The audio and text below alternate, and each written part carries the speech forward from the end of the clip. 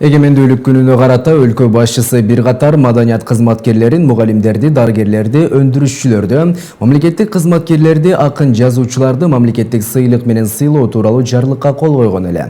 Ага ылайык 9 киши даңк медалына татыган. Алардын бири Кыргызстан Калк Ассамблеясынын маданият жана билим берүү боюнча эксперти Айнагүл Чоолова. Президент Сооронбай Жээнбековдун жарлыгына ылайык бул ирет даңк медали менен 9 адам сыйланды. Алардын бири Кыргызстан Калкы Ассамблеясынын маданият жана билим берүү боюнча эксперти Айнагүл Чоолова. Бизде ассамблеяда ушундай ар бир улуттун өзүнүн көңүлүн таба билиш керек. Ар бирине мамиле жасай билиш керек.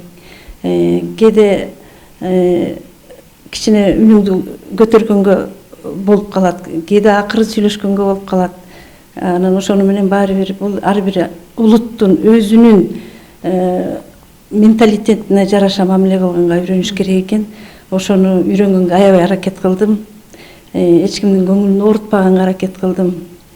Ошончо 23 жыл иштеп атпаймынбы, иш болуп атканда ар кандай нерселер болот экен, бирок көпчүлүк убакта ушул ар бир улуттун өкүлүнүн көңүлүн тапканга аябай көп аракет кылдым деп ойлойм.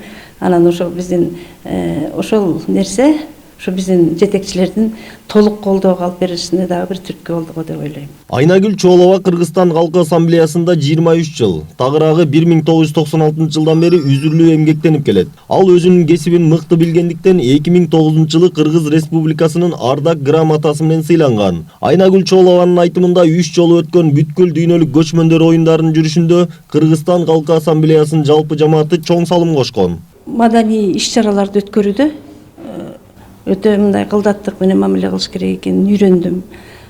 Ар бир улуттун өзүнүн мүнөзүнө жараша мамиле кылганды үйрөндүм. Ар бир улуттун маданиятын, үрп адатын алып чыгып көрсөткөнгө үйрөндүм.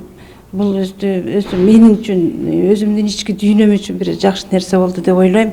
Себеби элдин арасында жүргөн адам ошол эл менен кошо эл менен бирге болуп калганды үйрөнөт экен. Мен ошону аябай сыймыктанамын. Айнагүл Чоолова быйыл 64 жашта, 2 уул 1 кыздын апасы. Жумуштан сырткаркы убактарда үй жумуштарын жасоо менен алектенет. Ал өзүн бактылуу энемин деп эсептейт. Бизде күнүгө уже традиция болуп калды. Мен жумуштан келгенден кийин эле 1-2 чын чай ичип алып, экөөнү колунан жетелеп алып келиним экөөбүз Жежинкага чейин жөө келип, жөө балдарды бастырганга аракет кылабыз. Аларга китеп окуп бергенге аракет кылабыз.